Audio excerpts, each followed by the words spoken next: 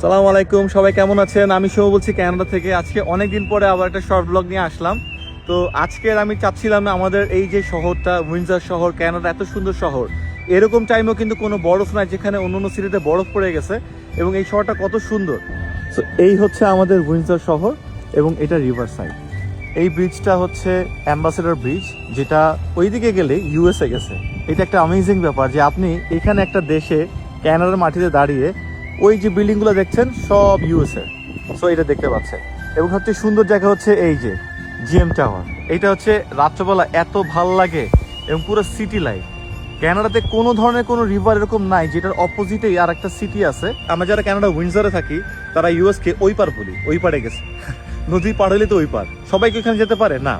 যারা এখানে Canadian passport hold করে অথবা যাদের ভিসা আছে তারাই শুধু যেতে পারে। তো এই সাইডটা হচ্ছে উইন্ডসরের প্রাণকেন্দ্র আমি বলবো।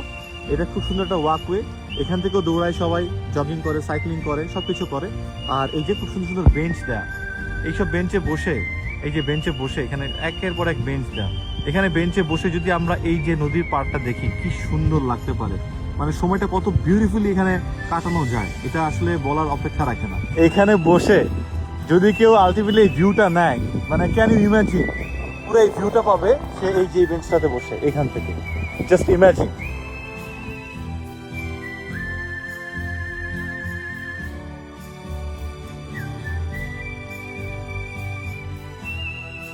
আমি বারবারই বলি যে আসলে এরকম নদীর পাশে বা লেকের পাশে এরকম অনেক ওয়াকওয়ে আছে, অনেক পার্ক আছে কানাডাতে, প্রতিটা সিটিতে এরকম আছে, কিন্তু উইন্ডসরের মতো এরকম নাই। বিকজ ওই পারে এত কাছ থেকে ইউএসটা দেখা যায়।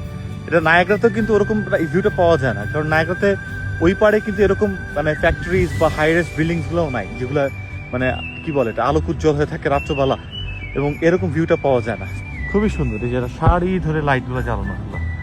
এটা কিন্তু খুব অদ্ভুত একটা রাস্তা, ঠিক সন্ধ্যার পরে রাস্তাটা খুবই জোসা, খুবই।